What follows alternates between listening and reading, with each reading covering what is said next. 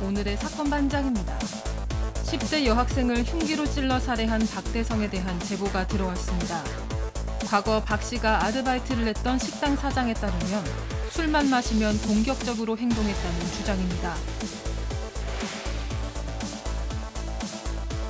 윗집에 사는 유명 BJ의 층간소음 때문에 밤마다 고통스럽다는 제보가 들어왔습니다. 조용히 해달라는 요청에도 소음은 계속됐고 오히려 예민하게 군다며 적반하장으로 나왔다는 주장입니다. 뾰로로 안녕하십니까. 벌써 오늘이 9월의 마지막 날이라니. 참, 시간 정말 항상 느끼는 거지만 빨리 정말 가고 있네요. 좋습니다.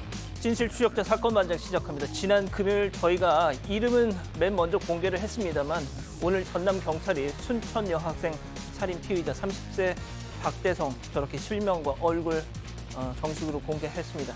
친구를 발에다 준 뒤 귀가하던 여성을 이유 없이 살해했습니다. 머그샷 찍으면서 미소를 머금고 있는 저 살인마. 목과 귀 뒤쪽에는 문신이 있고 얼굴에는 흉기 자국으로 보이는 흉터가 2군데 보입니다. 저자의 얘기 잠시 후 전해드리죠. 자, 오늘 출연자 소개 올립니다. 백다의 아나운서 양지열 변호사, 박상희 한국열린사이버대 교수 박지훈 변호사 나오셨습니다. 안녕하세요. 안녕하세요. 예, 박지훈 변호사님 연기 보는 재미가 쏠쏠한데 펑크가 잦아서 좀 불만이에요 하신 정숙경님, 아유 괜찮습니다. 자, 사반 가족 여러분, 전남 진도 명량 해상 케이블카입니다. 자, 저 가을바다 보십시오. 장관입니다 하신 유성호님. 자, 미국 동부 사반 가족이에요. 12년 만에 온 가족 모두 한국 왔습니다 하신 존 킴님. 자, 대곡 중학교 사회 졸업생 친구들이랑 포항 여행 왔습니다. 리멤버 하신 임종근님. 자, 전북 익산 안과의 대기실 모습이에요. 아무리 피곤해도 이건 아니잖아요 하신 장은경님. 자, 어제 인천 지하철 타고 송도 가는데 세상에 임산부 보호석에 과일 채소를 놔뒀어요. 옆자리 승객이 놓은 건가 했더니 맞은편에 앉았던 어떤 아줌마가 와서 저걸 갖고 가더라고요. 세상에 하신 황영선님, 이명훈님 모두 사랑합니다. 자, 재미는 물론 의리로 함께하는 아세사반 뉴스에이 실어고! 예, 대한민국과 전 세계 동포 가족 여러분의 시선을 모아서 출발합니다.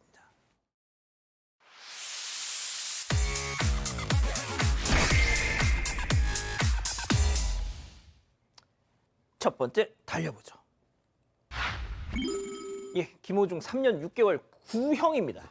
자, 가수 김호중 씨 오늘 결심 공판이 있었는데 3년 6개월 구형. 자, 그런데 정작 음주운전 혐의는 적용하지도 못했습니다. 맞습니다. 지난 5월이죠. 밤에 택시를 중앙선 침범해서 접촉사고를 일으킨 다음에 도망갔는데 도주 후에 술을 먹었던 혐의로 또 매니저한테 자수를 부탁하고 운전자도 바꾸치고 이런 등등의 혐의로 사실은 이제 문제가 됐었는데 구속까지 됐었는데 중간에 혈중 알코올 농도가 측정할 수 없는 상황이 됐습니다. 왜냐하면 가기도 갔고요. 예. 이른바 우리가 술타기라고 하죠. 이 수법. 더 마셨기 때문에 이게 운전 당시에 마신 건지 그 후에 마신 건지 확인이 불가능해서 뭐 범인 은닉죄라든지 그런 범죄들은 적용이 됐는데 음주운전죄는 적용이 안 됐습니다. 그럼에도 불구하고 3년 6개월이 구형이 됐고요. 예. 최후 변론을 하면서 본인이 최후 진술은 10번 잘하는 삶보다 같은 실수를 반복하지 않겠다. 잘 살겠다라고 이제 얘기를 하고 머리를 숙였습니다. 예, 정신 차리고 똑바로 살겠다. 지금 자막으로도 나가고 있네요. 예, 알겠습니다. 자, 다음 이어가죠. 가게 안으로 손이 쑥입니다. 충격적인 제보 영상 만나보시죠. 자, 문 닫은 휴대폰 가게 앞입니다. 지나가던 저 여성 가게를 슬쩍 손 집어넣고 가림막 사이로 휴대폰 득템. 자, 가방에 집어넣죠. 우리 그이도 휴대폰 바꿀 때 됐는데 자, 다시 손을 쑥 또 하나 챙기더니 후다닥 도망갑니다. 자, 진짜 사람들이 잘 보시면 옆에 다녀요. 그런데도 저 짓을 합니다. 제가 얼굴 그대로 봤거든요. 멀쩡하게 생겼어요. 간이 배 밖으로 나왔습니다, 저 아줌마. 그러게요. 저게 지난 27일 날 있었던 것이고요. 서울 송파구의 한 아파트 상가에서 벌어진 일이라고 합니다. 그 아파트 상가의 특성상 다른 외지 분들이 많이 안 다니기 때문인지 저렇게 가림막 정도를 놓은 겁니다. 저 시간대가 저녁 9시 30분이니까 사람들 뭐 가게 문을 저렇게 닫아놨다고 할지라도 많이 지나다니는 시간인데 그 가게 앞을 쓱 지나가던 여성이 한 번 쳐다보고 잠깐 망설인 듯 하더니 다시 돌아와서 가림막씀 사이로 손을 넣어서 휴대전화 4대를 훔쳐갔다고 합니다. 한 150만 원 가량 된다라고 하는데 제보자분에 따르면 저 상가에서 무슨 절도 사건 같은 게 그전에 벌어진 적이 없었대요. 근데 이 주변에 다른 비슷한 상가들에서 휴대전화 매장에서 자꾸 이런 사건이 있어서 반복될까 봐 경각심을 주기 위해서 이 제보를 하게 됐다고 합니다. 박 변호사님 왜 저러고 살아? 그래요. 좀 바로 걸릴 수 있잖아요. 어. 근데 저런 행동을 한다는 게 다 찍히고요. 다 그럼. 보입니다. 어. 조금만 싹 드러내보면 아무도 못할 건데요. 알겠습니다. 자, 다음 이어가죠. 자, 뒤로 우당탕탕입니다. 사방 가족께서 제보해 주신 영상 만나보시죠. 자, 한 남성이 중심을 잃고 뒤로 휘청 우당탕탕 무언가에 아이고 부딪히고 맙니다. 아이고 세상. 자, 친구가 야 아이고 일어나 이 자식아. 자, 겨울 몸을 일으키는데 뭐 술을 얼마나 마셨는지 호랑나비 헙 한 마리가 하듯이 막 휘청휘청거리죠. 자, 친구 부축 받으면서 걸어가는데 그 와중에도 뒤를 힐끗 쳐다봅니다. 도대체 왜? 자, 알고 봤더니 넘어지면서 유리문 한쪽을 완전 박살을 냈던 거예요. 아유, 많이 다쳤겠다가 아니라 아우, 저 비싼 유리 어쩌면 좋아. 예. 다음날 정신 차리고 와서 변상을 했겠죠? 아니요, 그렇지 않고요. 이 제보자는 경상남도 창원에서 술집을 운영하고 있는데요. 지난 7월 12일에 퇴근을 했는데 항해인이 문이 부서져 있다라는 연락을 준 거예요. 그래서 나가봤더니 정말 문 한쪽이 보신 것처럼 떨어져 나가 있었습니다. CCTV를 돌려보니까 새벽 4시쯤에 한 취객이 넘어지면서 유리문이랑 부딪힌 장면이 있었는데요. 충격이 강했는지 문 한쪽에 떨어져 나갔고 산산조각이 나 있었다고 합니다. 더 큰 문제는요. 취객과 이 부축해주던 친구 모두 깨진 문을 슬쩍 본 뒤에 그냥 자리를 떠버린 거였는데요. 당시 매우 더운 여름이었는데 문 한 짝이 부서져서 없어졌잖아요. 손님들이 굉장히 불편해했다고 합니다. 그렇죠. 에어컨을 틀어도 이게 뭐 그 찬 기운이 남아나질 않을 테니까 백날 틀어봤자 이게 무슨 소용이 있겠습니까, 박 변호사님? 취객이 지금 보이잖아요. 그리고 문을 박살을 내버렸습니다. 넘어지면서. 그래서 경찰에 신고를 했는데 문제가 있습니다. 어떤? CCTV가 있지만 어. 재물손괴죄가 성립할 수 없다. 고의성이 없다라고 해가지고 지금 몇 달이 지났는데 아직까지 검거를 못하고 있는 그런 상황입니다. 일단은 뭐 과실 재물손괴죄는 없습니다. 그러니까 저게 과실로 보는 게 맞는 것 같은데 그럼에도 불구하고 뭐 불법행위가 될 수 있거든요. 민사상으로. 그렇기 때문에 경찰에서는 이거 고의성 없기 때문에 뭐 안 된다고 할 게 아니고 저 사람의 신원을 확인을 해줘야 되는 거 아니냐. 안 그러면 또 말씀드리지만 얼굴을 까면 다 금방 끝날 일인데 하여튼 똑같은 얘기입니다. 그러니까 말이죠. 지금 전날 이후로 조마조마할 거예요. 혹시 자기 걸리면 어쩌나. 이 방송 보시면 빨리 돈 들고 가서 사장님 만나세요. 자, 다음 이어가시죠. 돌아오지 않은 2인조입니다. 제보 영상 만나보시죠. 자, 고깃집 안으로 두 남성이 저렇게 들어갑니다. 자리를 잡고 앉아서 고기랑 술을 주문하죠. 자, 그렇게 나오자 한참을 냠냠쩝쩝 냠냠쩝쩝. 자, 잠시 후 자리에서 벌떡 일어나 가시게요? 계산하시려고요? 아이, 계산은 무슨, 이제 막 발동 걸렸는데 담배 좀 피우고 올게요 하더니 저렇게 밖으로 나가요.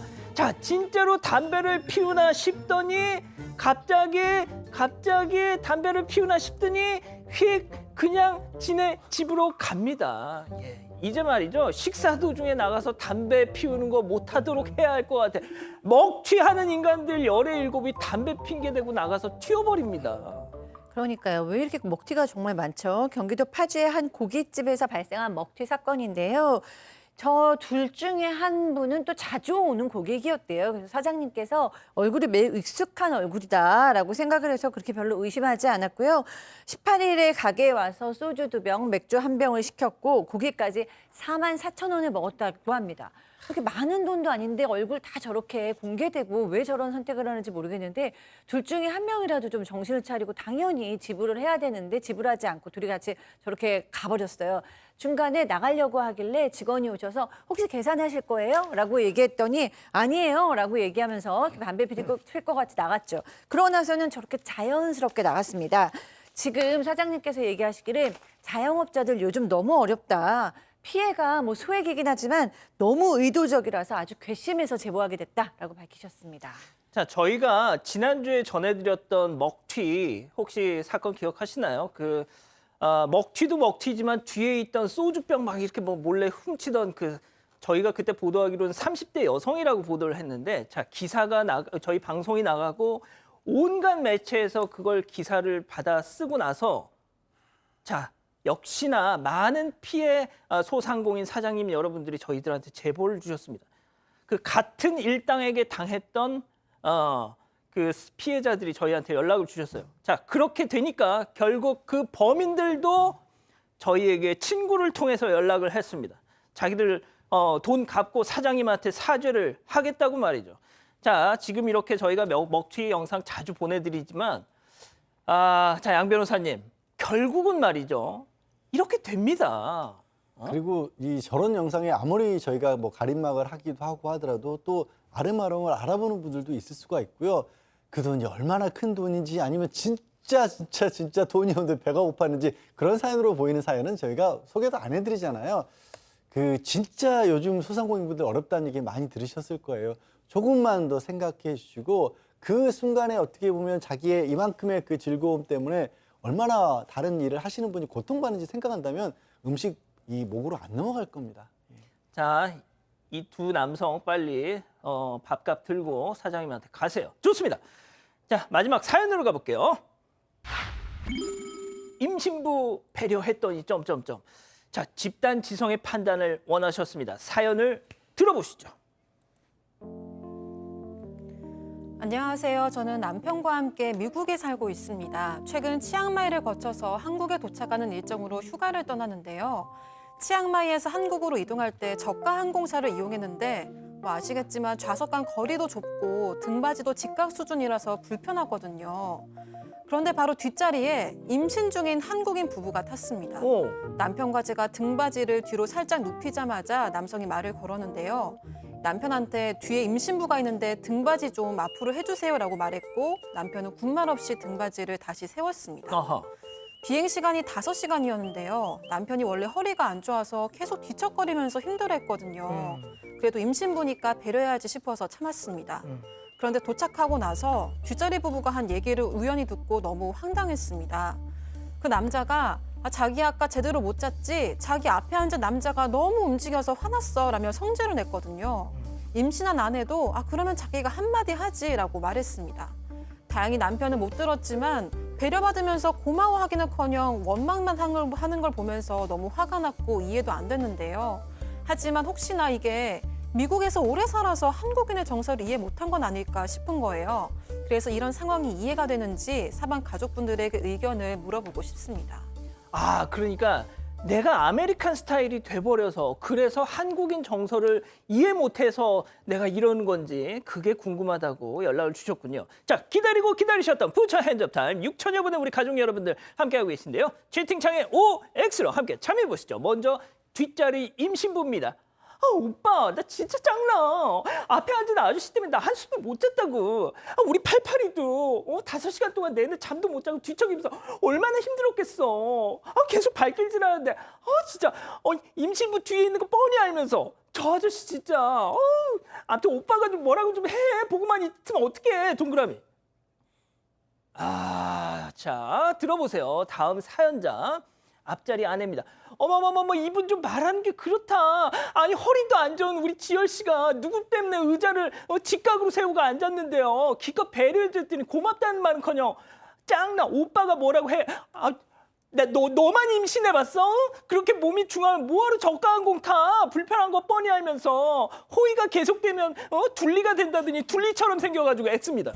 자, 박 변호사님. 노 이렇게. 뭐가요? 말이 안 되는 거예요. 사실은 양해를 본인들이 구한 거예요. 임신부기 때문에 해달라고 했는데 또 뒤에 가서는 또 다르게 얘기를 한 거거든요. 이런 한국 사람 있겠죠. 있긴 있지만 적거나 나쁜 사람들입니다. 본인들이 그걸 얘기를 안 했다면 모르겠지만 본인이 요청을 해가지고 그럼 입 닫고 있어야죠. 이걸 뒤에 가서 그럼 안 걸리든가 집에 와서 얘기하든가 거기 딱 걸리게 이렇게 했기 때문에 사연자님 미국에 있든 뭐 어디 유럽에 있든 아프리카에 있든 저런 사람들은 아주 예의가 없고 배려심이 정말 배려받은 것도 모르는 사람들입니다. 절대 이상한 거 아니에요. No, no, no. 맞습니다. 이건 뭐 보편적인 가치예요, 이거는. 네, 우리 다 알고 있죠. 이륙하고 착륙할 때가 아니고서는 뒤로 이렇게 젖힐 수 있죠. 그게 다 이렇게 하라고 만들어 놓은 거잖아요. 만약에 앞에 계신 분께서 나 뒤에 허리 디스크라서 나 좀 누워 있어야 된다. 그러고 안 비켜줬었으면 뭐 환자 대 임산부 누가 더 배려받아야 되는지는 모르는 거예요. 우리 가끔 이렇게 기차 같은 데서 어떤 상황에서도 이렇게 안 일어나가지고 뒤에 있는 사람들 굉장히 불편한 정말 아우. 그런 그런 경우도 있었잖아요. 그건 그럼요. 정말 나쁜 경우지만 이런 경우에는 앞좌석을 이렇게 세워서 끝까지 버텨준 것만으로도 감사해야 된다. 기본적인 상식입니다. 그러니까요, 양 변호사님. 저희 뭐 사건반장에서도 그런 어떤 생활 매너와 관련된 얘기들 가끔 짚잖아요. 근데 그런 거 할 때마다 사실 걱정되는 순간들이 있어요. 뭐냐면 조금 전에 얘기가 나왔지만 그 의자 뒤로 너무 꽉 제치는 사람, 확 제치는 사람 때문에 뒷사람들이 불편했다라는 게 나가면 예. 그다음부터는 아예 의자를 제키기만 해도 조금만 제쳐도 나쁜 사람이 되는 그런 착각들을 하시는 거예요. 박상현 소장도 얘기했지만 어느 정도 허용범위라는 게 분명히 있는 거예요. 그리고 뒷사람도 이 좁은 상황에서는 어느 정도 또 참아야 될 부분도 있는 거거든요. 그냥 자기들 편한 것만 생각하는 기질들이 발동한 거지 한국 뭐 코리안 아니요. 아메리카 아니라 어디 뭐 어느 나라든지 똑같습니다. 이런 거. 뒷사람이 잘못한 거예요. 그러니까요. 제가 진짜 이 사연을 딱 처음 읽으면서 백다희 아나운서 네. 너무너무 진짜 얄밉더라고요. 그 뒤에 앉은 사람들. 네, 저도 이해가 안 가고요. 근데 뭐 그냥 본인들도 예민해서 그랬거니 하고 스트레스 안 받으시면 좋겠습니다. 가족분들 의견도 볼게요. 진희진이님, 의자 올려줬으면 됐죠라고 하셨고요. 니나노님, 한국인 정서랑 무슨 상관인가요? 라고 하셨습니다. 하지만 땡구르르님은 그 부부가 못된 건 맞지만 뭐 대놓고 말한 것도 아니고 따진 것도 아니어서 막 뭐라 할 수는 없을 것 같아요. 이런 의견도 있었습니다. 뭐 그렇기도 하죠. 자, 사반 제보 메일과 카톡 제보 채널에서는 많은 사연 제보 기다리고 있습니다. 대전 유성 사시는 손수미님 보고 계시죠? 자, 땡볕이 내리쬐던 오늘 오후 1시쯤 길을 가시는데 한 할머니가 저렇게 보행기를 옆에 세워놓고 쪼그리고 앉으셔가지고 보도블록 위를 비집고 나온 잡초를 일일이 저렇게 뽑고 계시더래요. 구슬땀을 뚝뚝 흘리면서 말이죠. 뭔가 싶어서 할머니 더운데 뭐 하세요 여기서 묻자 할머니 말 학생들하고 시민들 다니는데 잡초 때문에 거리가 너무 지저분해서 말이에요. 놀면 뭐해 늙은이가 이런 거라도 해야지 하셨다나요. 세상에 이런 분들이 계십니다 진짜.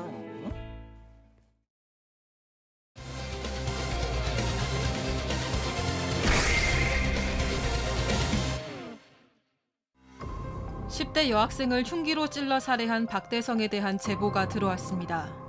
과거 박 씨가 아르바이트를 했던 식당 사장에 따르면 술만 마시면 공격적으로 행동했다는 주장입니다. 살인범 박 씨의 행적을 짚어봅니다.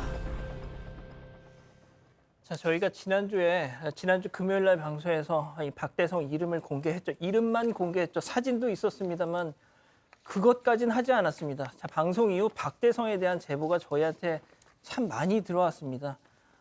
지금 머그샷이 나가고 있는데요. 오늘 신상정보 공개위원회가 열렸죠. 저거 공개하는 게 뭐 그렇게 대단한 일이라고 몇 시간이 걸려서 오후 6시가 넘어서 공개가 됐습니다. 자, 박 변호사님. 네. 저 자식 저거 보세요. 웃고 있습니다. 이게 지금 증명사진 찍고 있는 겁니까, 이게? 그렇죠. 약간 웃는 상인지 웃는 건지 뭐 그렇게 좀 보이는데 이게 사실은 6시간이 걸렸다고 하지만 다른 신상정보 공개보다는 좀 빨랐다고 저는 생각이 들고요.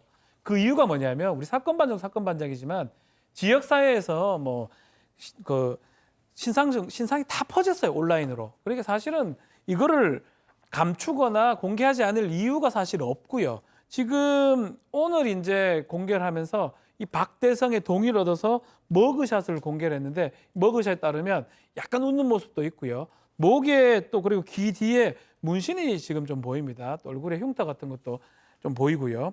특정 중대범죄 피해자는 신상정보 공개에 관한 법률인데요. 증거 거의 확실하고 공익적 이유가 있을 때 공개할 수 있도록 돼 있는데 일단은 공개위원회를 통해서 오늘 공개가 됐습니다. 자, 사건 반장은요. 이제부터는 흉악범에 한해서는 저희가 취재가 된다면 이름을 공개하겠습니다.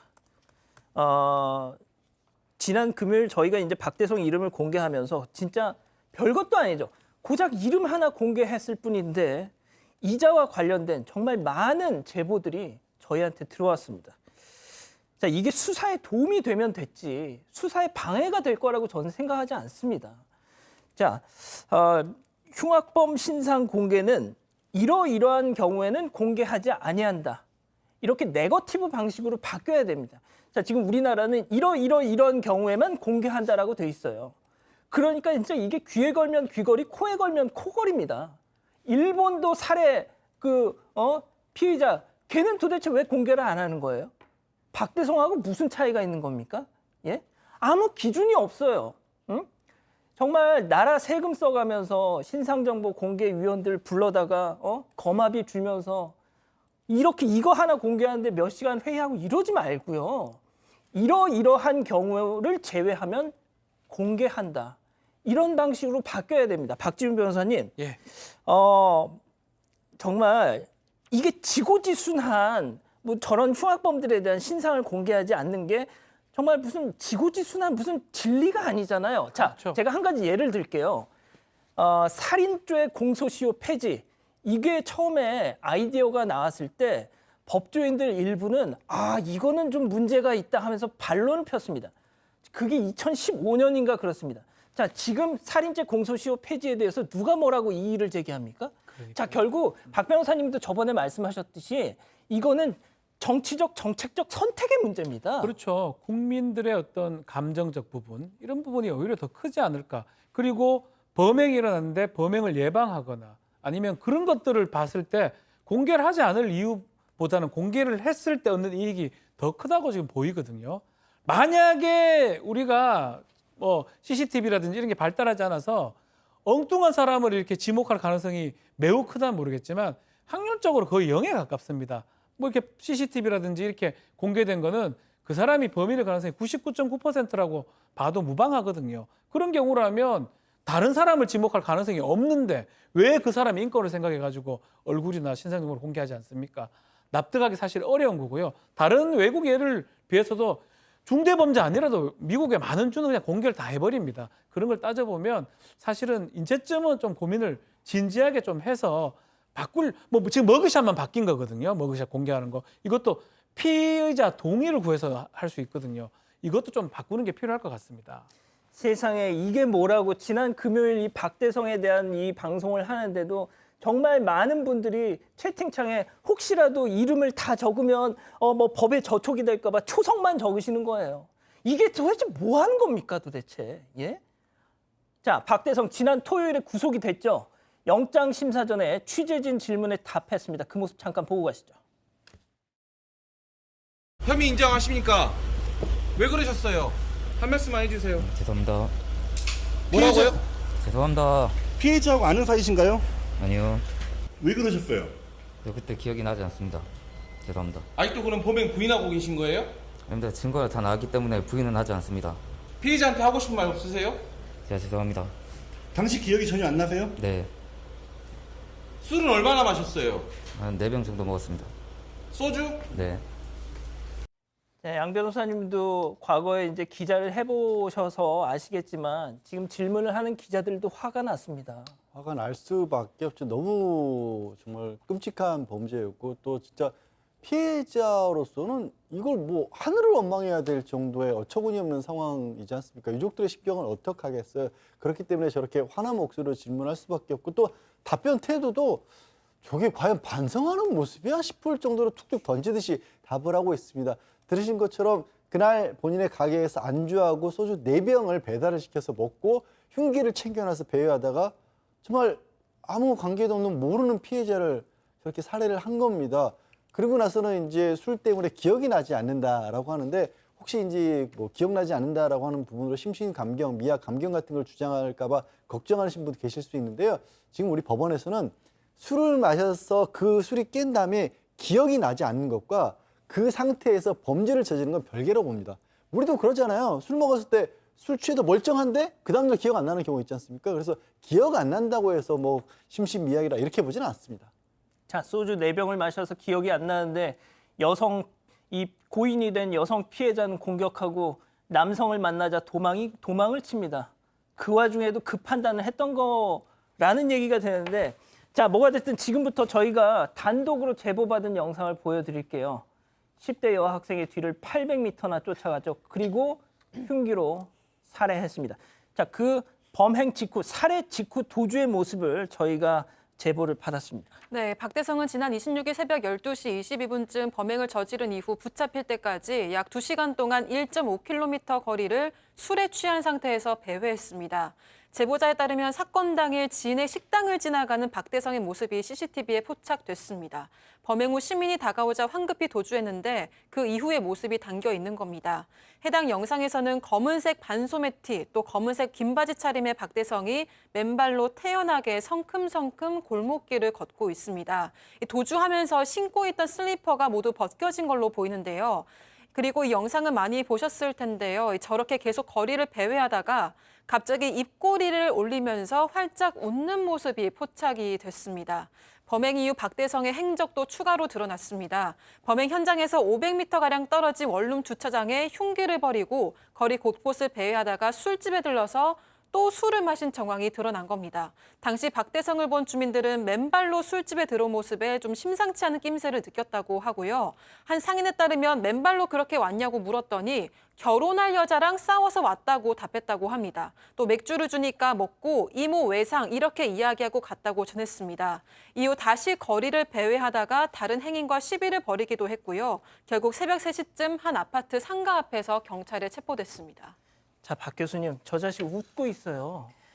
네, 저렇게 끔찍한 사고를 저지른 것이 뭐 그동안 쌓인 게 많아서 저희가 억누르고 있다가 술 먹은 김에 터진 건지 아니면은 선천적으로 타고난 뭐 사이코패스나 소시오패스인지는 모르겠지만 어쨌든 저런 웃음을 봤을 때 나는 뭐 놀라지 않았다, 두렵지도 않다, 후회하지도 않는다, 뭐 나아가서 좀 더 적극적으로 해석하면 재밌다 또는 뭐 기분이 좋다 뭐 이런 표정까지도 느껴져서 굉장히 소름이 끼치는데요. 근데 그게 또 술을 마셔서만 그렇다고 보기는 좀 어려운 게 오늘 머그톱도 보면 약간의 미소를 짓고 있다는 말이에요. 예. 그러니까 이 사람은 지금 죄책감도 없고 이 지금 너무나 심각한 17세 소명을 사명한 것에 대해서 굉장히 심각하게도 생각하지 않는 것 같은 느낌이 들거든요. 우리 국민들은 다 지금 너무나 가슴에 멍이 들고 슬프고 마음이 아픈데 이 사람은 그냥 태연히 웃고 있다는 게 여전히 저 사람의 정신세계에 대해서 좀 소름이 끼칩니다. 자, 과연 박대성이라는 인간은 어떤 인간일까요? 저희한테 많은 제보가 왔는데요.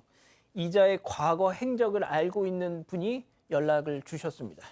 체크포인트 짚어보죠. 술 마시면 공격적입니다. 자, 박대성이 5개월간 자기 그 가게를 차리기 전 5개월간 알바를 했던 그 식당 사장님 인터뷰입니다. 들어보시죠. 이 친구가 이제 되게 술을 먹으면 공격적이에요. 그러니까 그 전에도 음주 사건이라든가 싸우고 뭐 해서 뭐 작가가 있다고 그러더라고요. 10번 먹으면 9번은 싸우게 돼요. 그래서 제가 이제 몇 번 뭐라 한 적도 있었고, 내 앞에서는 이제 술 먹지 말아 한 적도 있었고, 애가 이제 되게 약간 이렇게 보면 이제 다투나 이런 게 있으니까 어떤 그런 부분도 있는데, 술을 안 먹었을 때는 이제 조용조용한데, 어떤 걸 부딪히게 되면 표정이 많이 변하는 거죠. 제가 봤을 때는 강경한 약간, 네, 딱 그거예요. 자, 말씀하시잖아요. 강약 약강, 여성 피해자를 살해하고 남성과 남성 행인과 만났을 땐 도주했습니다. 자, 백다희 아나운서. 네. 이 제보자인 식당 사장의 주장에 따르면요. 올해 2월부터 7월까지 이 해 사장의 주방에서 아르바이트를 했습니다. 일하면서 친해졌는데 평소에는 조용조용한데 술만 마시면 눈빛이 변하고 다른 사람과 툭하면 시비가 붙고 싸웠다고 합니다. 술만 마시면 위험인물로 변했다고 얘기한 건데요. 공격적으로 행동했고 또 자신을 무시한다고 생각하면 욱하는 모습을 보이기도 했다고 합니다. 음주 사고로 면허가 취소돼서 벌금도 나오고 폭력으로 합의금도 내고 벌금도 나왔다고 하면서 벌금을 내기 위해서 일해야 되는 상황이다라고 말했다고 하고요. 박대성은 경북 출신으로 순천에 온 지는 4, 5년 정도 된 걸로 알고 있고 그동안 순천의 식당들에서 아르바이트를 했다고 전했습니다. 또 박대성이 중학교 때 하키 선수로 활동했다는 제보도 들어왔습니다. 전지훈련 당시에 박대성을 봤고 당시 하키를 했던 사람들 사이에서는 박대성이 누군지 다 안다고 전했습니다. 자, 하키도 했었군요. 운동선수이기도 했습니다. 양 변호사님. 자, 그런데 뭐 찜닭집 금전적인 어려움이 있었다고요? 조금 전에 들으셨던 그 제보를 해준 식당 사장님에 따르면 이 아르바이트를 하고 있다가 아버지 도움을 얻어서 찜닭집을 차린다고 했을 때 말렸대요. 요즘 경기도 좋지 않고 사실 그렇잖아요. 이거 장사 어렵다라고 했는데 꾸역꾸역 뭐 여자친구가 도와줄 거라 이런 식으로 해서 식당을 차렸답니다. 그런데 추석 무렵에 장사가 너무 어렵다라고 금전적으로 힘들다 이런 식의 얘기를 했대요. 그래서 요즘 다들 힘들다 이렇게 좀 달랬다라는 거예요. 그리고 또 다른 제보자에 따르면 이 일이 하루 전쯤에 이 중고거래 사이트에 이자가 갑자기 불고기 23팩을 판다라고 글을 올렸다라는 겁니다. 근데 짐작컨대 식당을 하다가 남은 어떤 재료들 같은 걸 혹시라도 이게 좀 너무 돈이 안 돌아가니까 자기 이 가서 일할 때 쓰던 것까지 좀 팔려고 했던 게 아니라 그런 추정도 하고 있는 거고요. 결국 경찰은 지금 뭐 식당 휴업하고 또 여자친구와도 또 헤어졌다고 합니다. 그러니까 이런 것들이 겹치면서 술을 마신 상태에서 무차별 범행을 저지른 게 아닌가라고 일단 추정을 하고 있고 좀 더 자세한 내막은 프로파일러를 투입해서 이 범행 동기를 분석할 예정이라고 합니다. 자, 박 교수님 그 유족의 얘기도 좀 전해주시죠. 네, 정말 애지중지 키운 외동딸을 한순간에 잃으신 거죠. 이 아버지께서 이 우리 가정이 넉넉지 않았는데도 아이가 참 밝았고 아르바이트를 하면서 가정에도 도움을 줬다고 합니다. 사건 당일에도 몸이 불편한 아버지를 대신해서 약을 사러 갔는데 약국에 약이 없어서 아빠 약국에 약이 없대라는 말을 마지막으로 했다고 합니다. 그래서 그것이 마지막 통화가 됐다라고 비통한 심정을 드러내셨고요. 경찰을 꿈꿔서 최근에 공무원 책을 사달라고 했었는데 꿈도 채 펼쳐보기도 전에 딸을 잃어서 충격이 크시다고 합니다. 지금 사건 현장에 마련된 분향소에는 많은 분들이 빛나는 생명을 지키지 못했다 뭐 이렇게 글을 남기고 계시고요. 국화꽃, 과자들도 한가득 놓여지고 있습니다. 자, 다시 한번 말씀드리겠습니다. 사건 반장은 이제 저희가 취재가 된다면 이런 흉악범 신상 최소한 이름이라도 공개하겠습니다. 흉악범 신상 공개한다고 해서 세상 무너지지 않습니다. 보편적 인권의 가치와 아무 상관없습니다. 이게 글로벌 스탠다드입니다. 저희는 이제 하겠습니다. 뭐 이게 혹여 법적인 어떤 분쟁의 소지가 생긴다고 해도 그냥 하겠습니다. 우리 가족 여러분들이 좀 도와주십시오. 첫 번째 사건 정리하고요. 두 번째 사건 이어갑니다.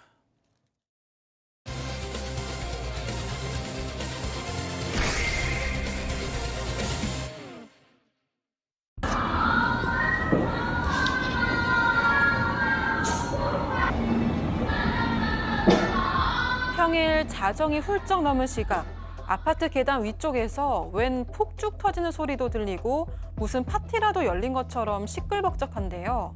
이 같은 윗집 소음은 지난 1월 이사 온 이후부터 지금까지 계속되고 있다고 합니다.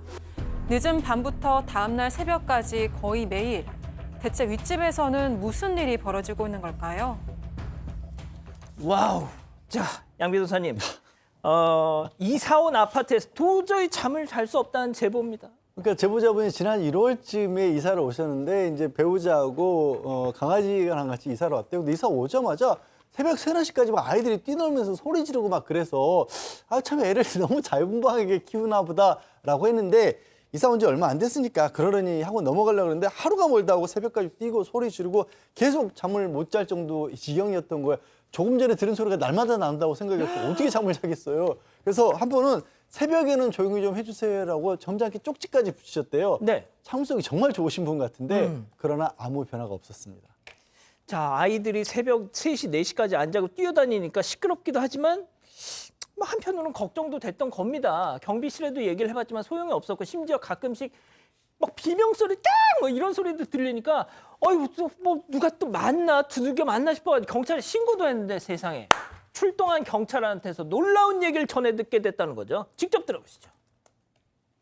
새벽 2시까지 아이들이 소리 지르는 것 마냥 비명소리도 나고 그리고 계속 새벽 3, 4시까지 뛰어다니는 소리가 계속 들렸었어요. 제가 이제 경찰분한테 신고를 드렸거든요.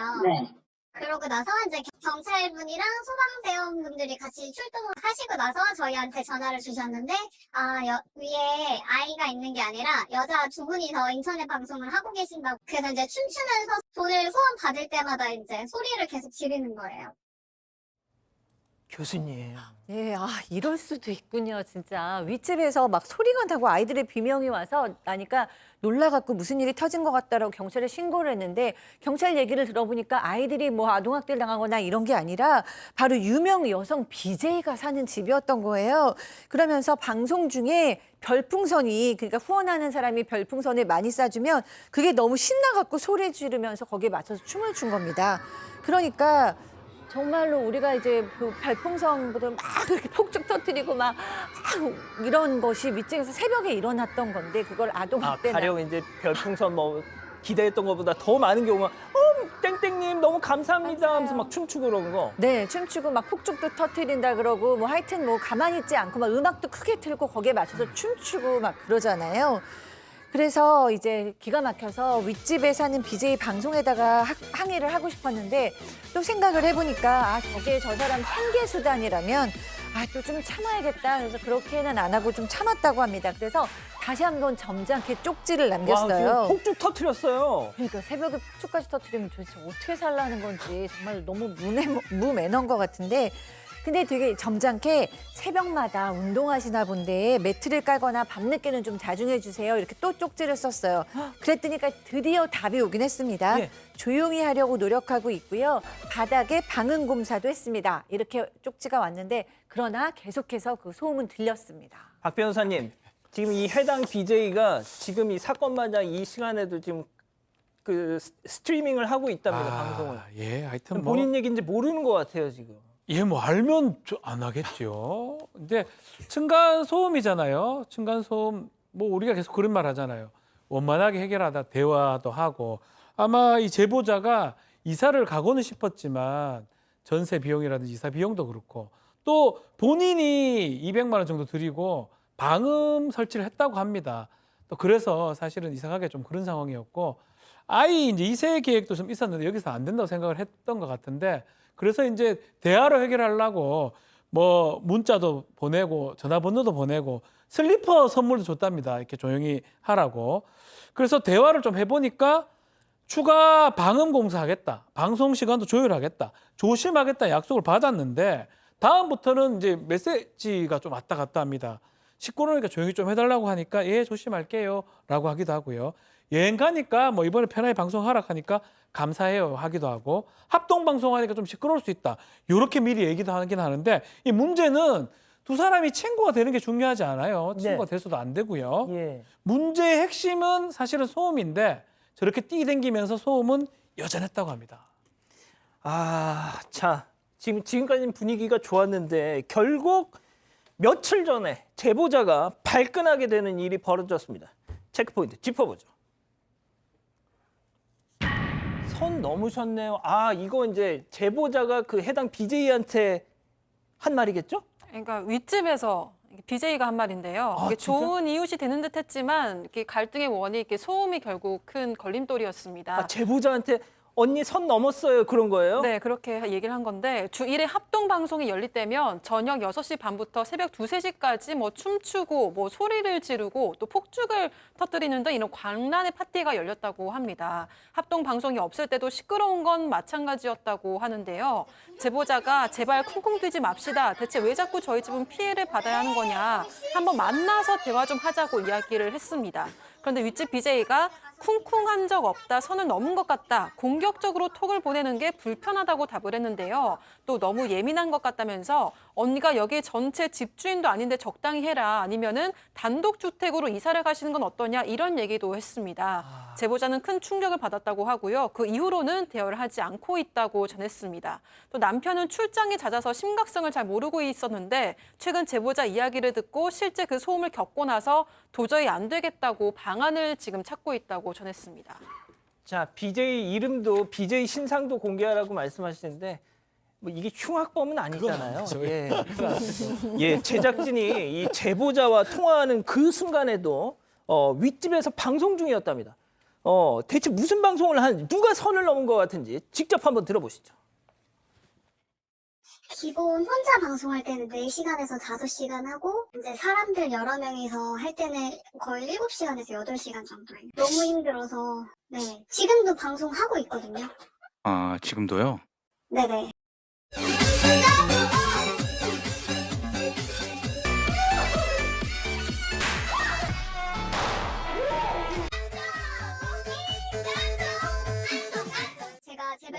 조용히 해달라고 부탁을 드렸는데도 그냥 대답을 할 뿐 나아지지가 않아서 이제 제가 제보를 드린 거거든요. 아유, 저 같으면 못 살 것 같아요. 저도 못 살죠. 일단 좀 확인이 필요한 것 같습니다. 저 지금 BJ는 계속해서 그 메신저로 방송 안 하고 있다, 음악 틀지 않았다, 뛰지 않았다라고 얘기를 하고 있잖아요. 그런데 지금 나가고 있는 영상의 장면이 진짜 저 제보자분 윗집에서 벌어지고 있는 거라면 저건 이웃이 아니에요. 왜? 무슨 말씀을 드리냐면 저건 지금 영업을 하고 있는 거잖아요. 저 BJ들은. 사람이 사는 공간에 사는 일이 아닌 거잖아요. 제가 지난번에 비슷한 말씀 드렸는데 법에도 상린관계라 그래서 이웃집들 간에 지켜야 될 어떤 참아야 될 한도 같은 걸 정해놓은 내용이 있는데 일단 이웃집이 아니에요. 저건 우리가 상가가 있고 주택가가 있고 영업장은 영업 허가를 받는 업종이 있어요. 지금 BJ라고 하는 저런 어떻게 보면 이전에 법에서 정해놓지 않은 일종의 새로운 신규 업종이어서 그렇지 분명히 저건 영업행위입니다. 가볍게 일반 주택에서 해서는 안 되는 행위로 보이거든요. 저 이게 무슨 사례가 있는지 저 머릿속에서 얼핏 떠오르지 않는데 아마 소송도 이런 사례가 있지는 않을 것 같아요. 판례가. 하지만 저게 저 지금 나가고 있는 장면이 실제로 지금 가정집에서 벌어지고 있는 거면 저거는 저건 사물 일이 아니에요.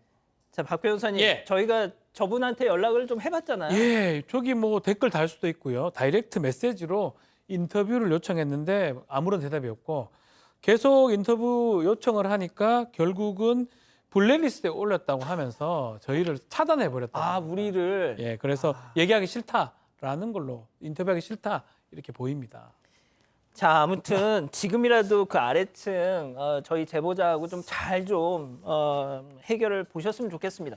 자, 일단 이렇게 정리하고요. 별별 상담소 이어갑니다.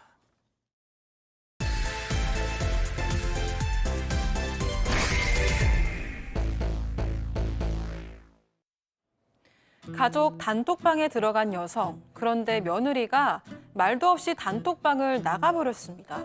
여성은 기분이 좋지는 않았지만 아무 말도 하지 않았는데요. 그런데 얼마 뒤 딸의 프로필 사진이 바뀌어 있습니다. 아들과 며느리까지 함께 여행을 간 사진이었는데요. 엄마만 빼고 여행을 간 자녀들. 대체 이 가족에게 무슨 일이 있었던 걸까요?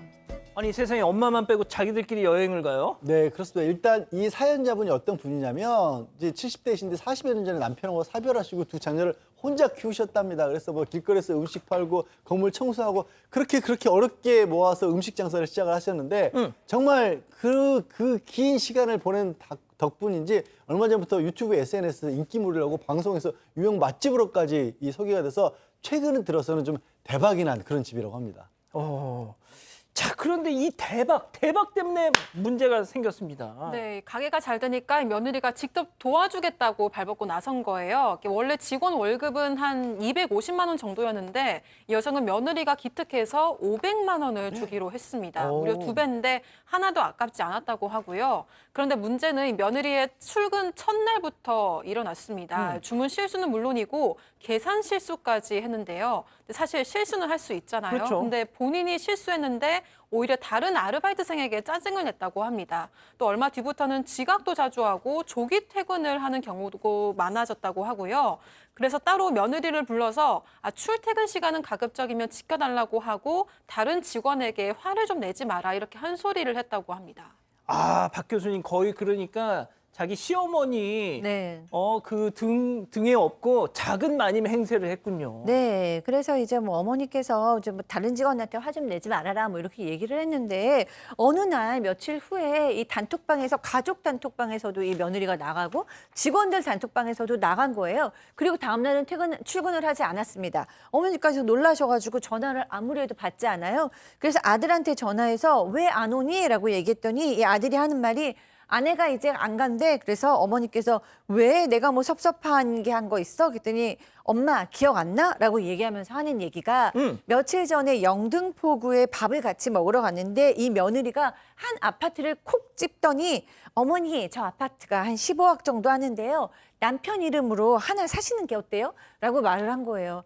어머니께서 뭐 지금 1,500만 원도 아니고 1억 5천도 아니고 15억짜리를 저렇게 얘기하니까 내가 15억이 어딨니? 너희가 돈 벌어서 살아 라고 얘기를 했는데 그 말이 그렇게 기분이 나빴다고 합니다.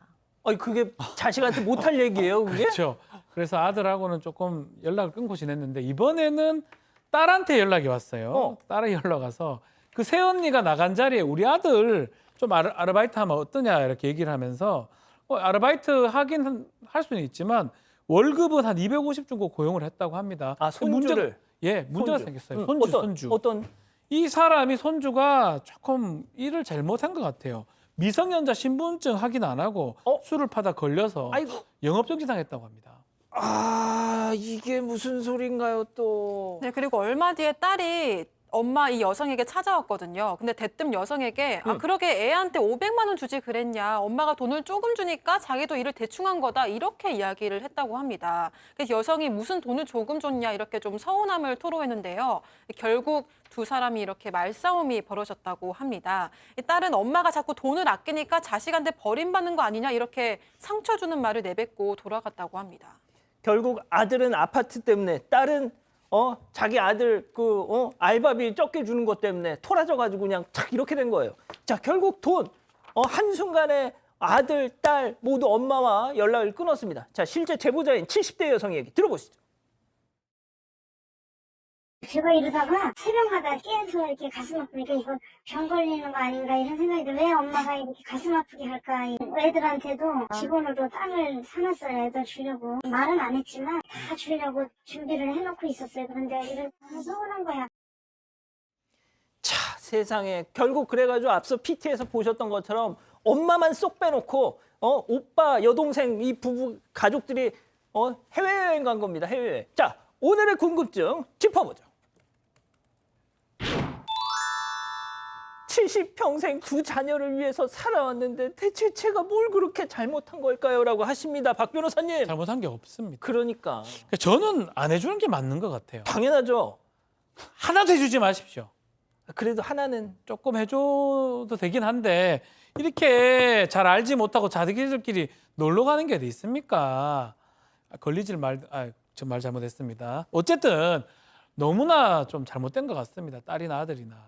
그러게 말입니다, 교수님. 네, 우리가 모르게 어머니께서 말투가 좀 상처를 주실 수도 있고 돈을 과도하게 아끼실 수도 있죠. 그러나 어떤 거라도 어머니께서 30대 때 혼자 돼서 40년 동안 두 남매를 혼자 키우셔서 김밥 하시고 건물 청소하시면서 아이들이 이렇게 대학까지 보내시고 어머니께서는 너무나 정말 해야 할 의무 이상을 너무나 잘하셨기 때문에 저는 어머니께서 연락도 하지 말고 마음 졸이지 마시라. 그리고 여태까지 자식들 기르면서 못하신 거 많잖아요. 그럼요. 여행도 가시고 맛집도 가시고 쇼핑도 하시고 또 너무 오랫동안 혼자 사셨잖아요. 남자친구도 만드시고 그래서 본인의 인생을 좀 즐겁게 행복하게 사시다 보면 자식들 결국 연락 옵니다. 그렇기 때문에 어머니께서 지금 속상하시겠지만 지금이 이제 드디어 나를 위한 시간을 가질 때가 됐다라고 생각해 주셨으면 저는 좋겠어요.